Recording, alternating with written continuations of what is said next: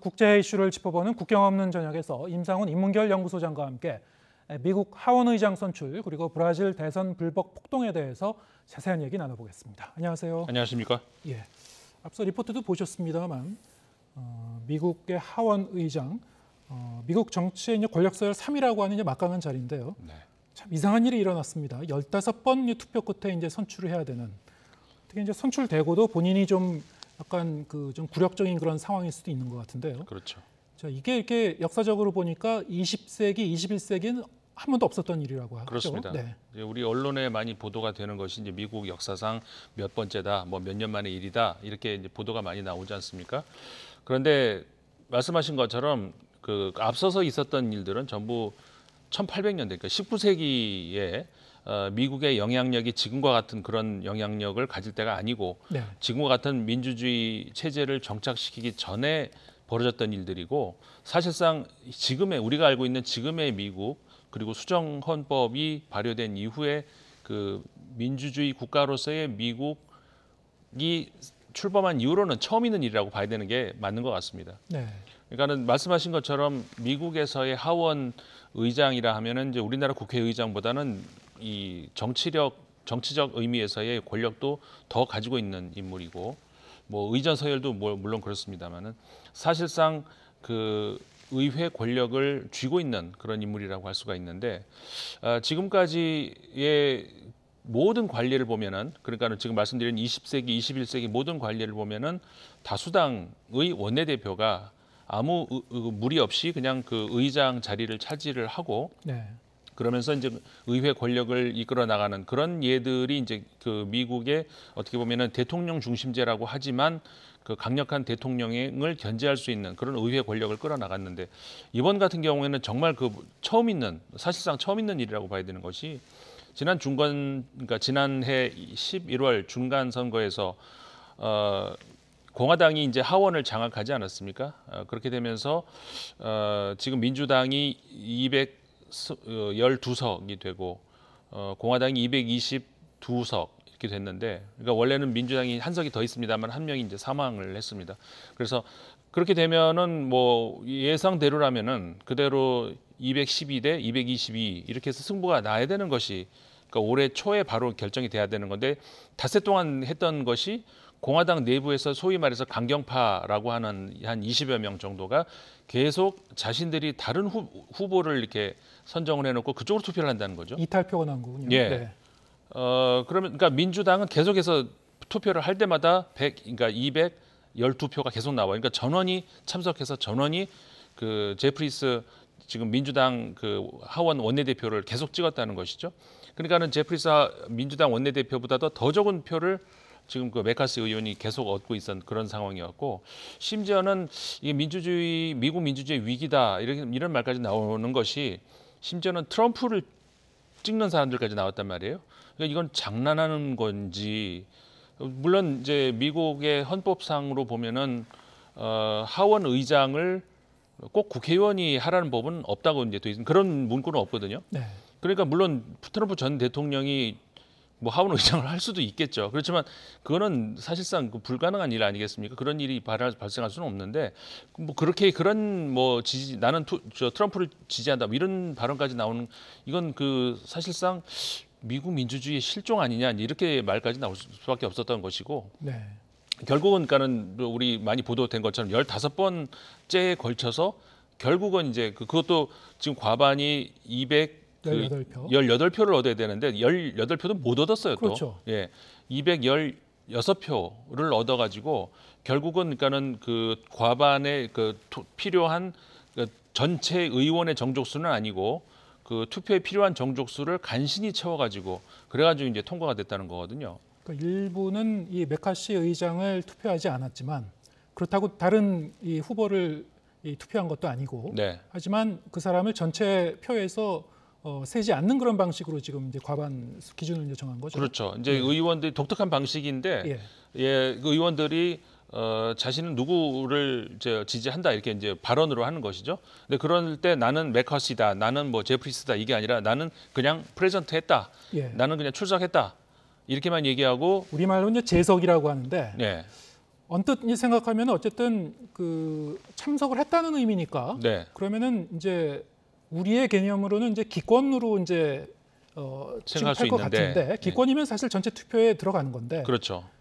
거기에 넣지 않는다는 넣지 않는다는 제석은. 것이죠. 그렇죠. 이제 결석과 비슷하게 이제 취급하는 그런 그렇죠. 거다. 그렇기 때문에 그런 방식을 이용해 가지고 예, 사실상 독특한 방식 같아요. 예, 굉장히 독특한 방식이죠. 그러다 보니까는 나는 출석했다, 이제 프레젠트 얘기를 하는데 대신에 이제 그 투표에 필요한 그런 정족수에서 빠지니까 예. 아까 말씀드린 것처럼 218표를 얻어야 함에도 불구하고 218표에 부족한 216표를 얻었음에도 불구하고 이제 과반을 넘어서서 통과가 된 것이 바로 이런 독특한 제도 때문이라는 것이죠. 예. 자, 근데 이 메카시 의장 이렇게 어렵게 선출이 됐습니다만 네. 결국에는 이 공화당 내 이제 분열, 일부 이제 이 강경파들의 이탈표 때문에 이렇게 이제 좀 고생을 해서 이제 선출이 됐습니다만 사실은 이제 메카시 의장 본인도 트럼프 전 대통령의 지지자라고 해요. 맞습니다. 예. 그러니까는 그 아까 말씀드린 22여 명의 반란표, 이제 트럼프 지지자들이라고 알려져 있는데 그러면 단순하게 우리가 생각을 하면 의장이 그러면 트럼프의 반대파인가 이렇게 생각하기 쉬운데 또 그건 아니고 예. 사실 지금 그 공화당 내부에서의 복잡한 그 이념 투쟁까지는 아니더라도 권력 투쟁을 이제 볼 수가 있는 그런 대목인데 메카시 이제 의장이 됐죠. 메카시 의장은 과거 트럼프 대통령 시대 때도 그랬고 그 이후에도 그랬고 지금 의장이 된 이후에도 여전히 자신은 트럼프 지지자, 친 트럼프다라고 얘기를 하고 있습니다. 실제로 이제 모든 정치적 행위가 그래 왔었고요. 그런데 이 소위 말해서 강경파 20여 명의 이 사람들은 그 지금 메카시의 그 어떤 그 정치적 행보가 충분하지 않다는 것이죠. 더 강경해야 된다. 그거를 이제 요구하는 것인데 사실상 그러니까는 이 메카시 의장이 자신이 의장이 되기 위해서 그럼 협상을 벌여야 될 거 아닙니까? 그럼 협상을 하면서 내준 무언가가 있을 거 아니에요? 네. 그럼 그 내준 무언가가 뭐냐? 그거를 보면은 사실상 어떤 그 이념적 문제에서의 나온 당신이 충분히 강경하지 않다라고 해서가 아니고 어떻게 보면 정치적인 어떤 권력 싸움에서 예를 들자면 가장 대표적인 것이 그거거든요. 그 의장을 비토할 수 있는 의장을 해임할 수 있는 결의안을 그 발표하기 위해서 그 의원이 몇 명이 필요하냐 원래 5명으로 하자라고 했었던 것을 강력하게 제안을 해가지고 1명으로 족하는 그런 네. 식으로. 그러니까 메카시 의원이 이건 받아들일 수가 없다. 왜냐하면 그거는 자신이 의장의 권력을 굉장히 좀 약하게 만드는 거잖아요. 예. 받아들일 수 없다는 것을 버티다 결국 이걸까지 받아들였단 말이에요. 예. 그리고 이제 그 의원의 그 임기 횟수를 제한하는 것을 투표로 한번 해보자라고 하는 것도 그렇고. 그러니까 결국 이들이 강경파라고 하는 사람들이 자신들이 그 권력을 좀 더 연장시키는 것, 그다음에 자신들과 같은 생각을 가지고 있는 사람을 좀 더 의회로 집어넣는 것, 이런 쪽에 더 관심이 있었던 것이 아니냐 이렇게 의심할 수가 있는 것이죠. 앞으로도 이제 강경파의 목소리에 좀 휘둘릴 여지가 많아졌다. 많죠. 그러니까 강경파다 우리가 이제 이렇게 얘기를 하는데 그 아까 좀 전에 그 공화당 내부의 이념 투쟁 이렇게 말씀드렸습니다만 공화당 안에서도 온건 보수가 있고 뭐 급진 보수가 있을 거 아니겠습니까? 예. 민주당 내에서도 물론 있습니다. 온건과 이제 그 급진 좌파가 있는데, 그러니까 공화당 안에서 소위 말해서 프리덤 코커스라고 하는 모임이 있는데 지금 그 사람들이 중심이 되는 그 모임이거든요. 좀 전에 제가 말씀드린 강경파라는 것이 프리덤 코커스라는 그러니까 코커스라는 것은 정당 내에 있는 어떤 그 소모임 아니겠습니까? 그런데 2015년에 출범한 정당 내의 한 그 단체인데 말 그대로 이제 강경 보수 성향을 띠고 있고요.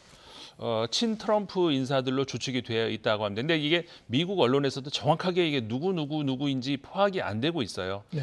그리고 우리가 흔히 이제 그 조지 부시 대통령 즈음 해서 우리가 네오콘이라는 표현을 많이 쓰지 않았습니까? 그러니까 말 그대로 하면은 신보수라고 할 수가 있는 것이잖아요.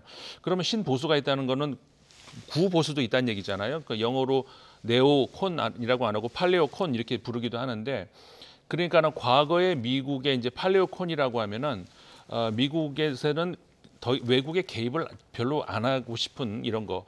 그러니까는 소위 말해서 이제 고립주의라고 흔히 부르지 않습니까? 그것에 대해서 아니다. 미국이 이제 패권을 전 세계적으로 유지를 하고 뭐 이렇게 하려면은 전부 개입을 해야 된다. 이 사람들이 이제 네오콘이란 말이에요.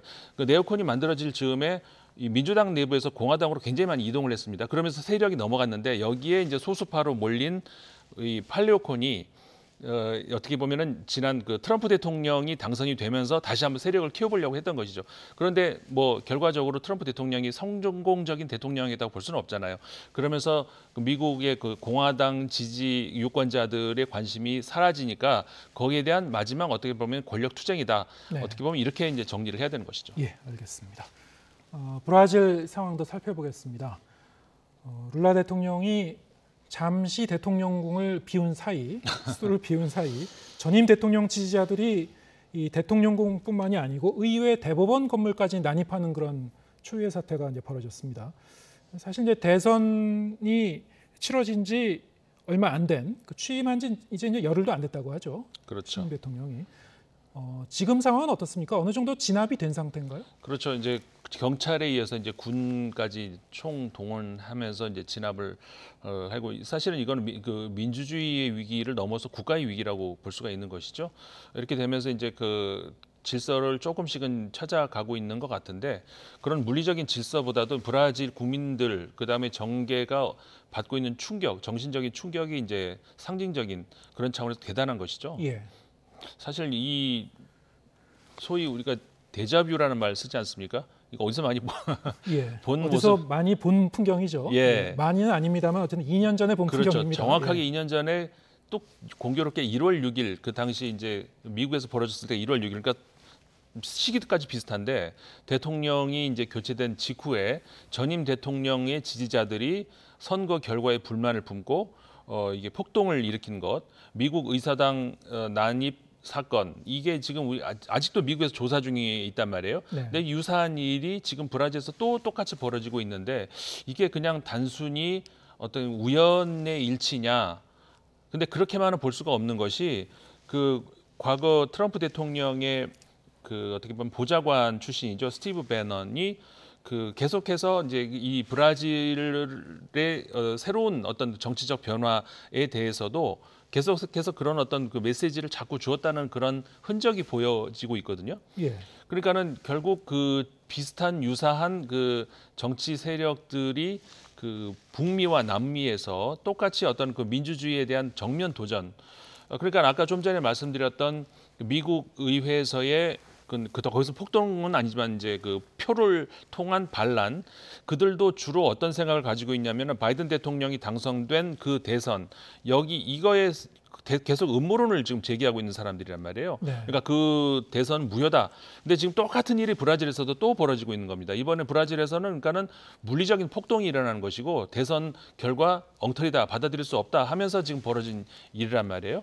이거 우연치고는 이거 너무나 그 미국 그러니까 이 미주 대륙에서 있는 민주주의에 대한 수치라고 할 수가 있는 것이고 이건 상당한 기간 동안에 어떻게 보면 그 조사가 필요한 그런 과정인 것 같습니다. 네.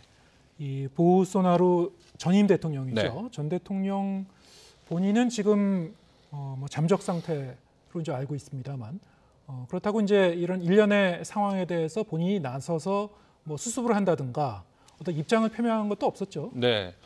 그 수세에 몰린 건 분명하죠. 아니 좀 전에 말씀드린 것처럼 트럼프 대통령도 아직까지 조사를 받고 있지 않습니까? 예. 그것 때문에 이제 차기 대선으로 나가려고 하는 그 길목에서도 이제 걸림돌로 작용하고 있는데 분명히 이제 보우소나루 전 대통령에게는 굉장히 악재가 될 수 있는 것이고 본인이 어느 선까지 어떤 관여가 있었는지 이거는 조사를 더 진행해봐야 아는 것이겠습니다만은 발언을 사실 하긴 했었죠.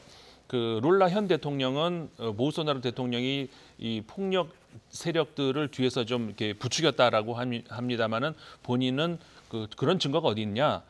증거도 없이 나를 이제 몰아붙이는 것에 대해서는 이제 동의할 수 없다. 이런 입장입니다. 그러면서 분명히 이제 그런 그 공공 건물에 대한 침입, 그다음에 그 폭력 이런 것들은 그 민주주의 규칙에 벗어난 일이다라고 원론적인 입장을 밝히긴 했습니다. 그렇긴 했습니다만은 어쨌든 간에 정치적인 책임이 그런 공방이 앞으로 한동안 계속 있을 수밖에 없는 일이죠. 오늘 이제 미국 하원 의장 선출 소식과 이 브라질 소식 이제 함께 다뤄봤습니다만 우연인지 모르겠습니다만 이 두 나라에서 모두 정치적으로 상당히 좀 그 강경한 목소리, 특히 좀 약간 극단주의라고 할 만한 네. 그런 목소리 좀 횡행하는 그런 상당히 좀 목소리가 높아지는 그런 풍경을 볼 수 있었고요. 네.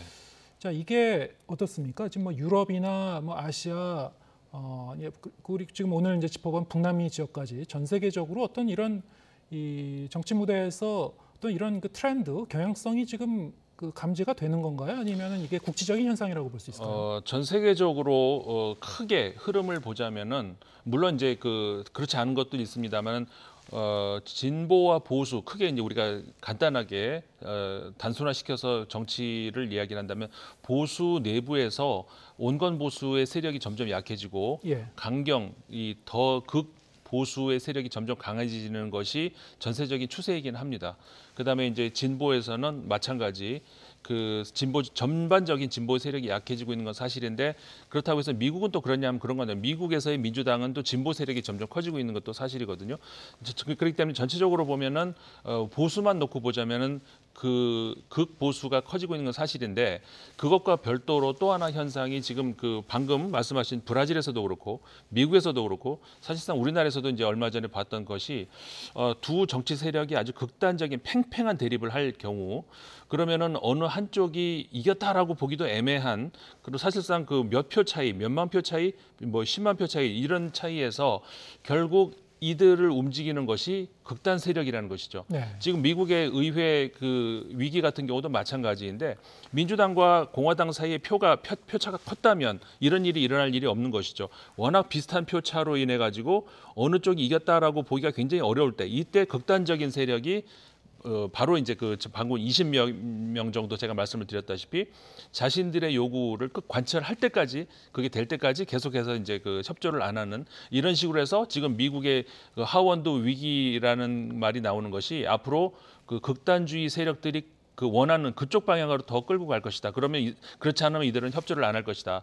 그러니까는 지금 브라질도 그렇고 미국도 그렇고 그 양쪽이 팽팽한 어떤 세력 균형 속에서 어쨌든 간에 주권자는 국민 아니겠습니까? 그랬을 때 우리가 이제 유심히 봐야 되는 것이 그때 이 세력을 지배하는 것이 극단주의 세력이 될 가능성이 크다는 것.